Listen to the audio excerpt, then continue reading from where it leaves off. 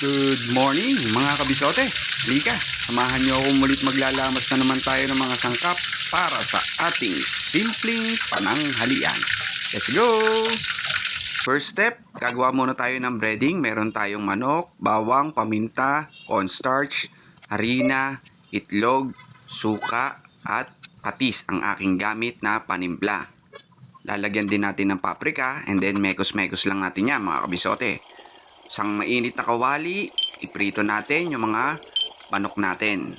Huwag nyo lang i-overcrowded para hindi bumaba yung temperature at hindi maging sagi ang chicken natin. Same pan, tinanggal ko lang yung excess na mantika, naglagay ako ng butter, tapos ginisahan ko ng bawang and then gochujang ng Korean. Then lagyan natin ng ketchup para may Pinoy twist naman siya. Then mekos-mekos lang, lagyan natin ng sugar with sesame seed. And then, ilagay na natin ngayon yung naprito nating manok. Yan. Tapos, yan lang natin siyang makot lahat ng chicken natin. Korean fried chicken with Filipino twist yung recipe natin today mga kabisote. Finishing touches, maglalagay tayo dito ng sesame oil. Optional, pwede pa ninyong dagdagan ng hot sauce, pero dahil kakain ng mga chikiting, hindi na ako naglagay. Aparte na lang ako nung para sa akin mga kabisote. Oh, ano pang iniintay mo, kabisote? Tara, kakain na!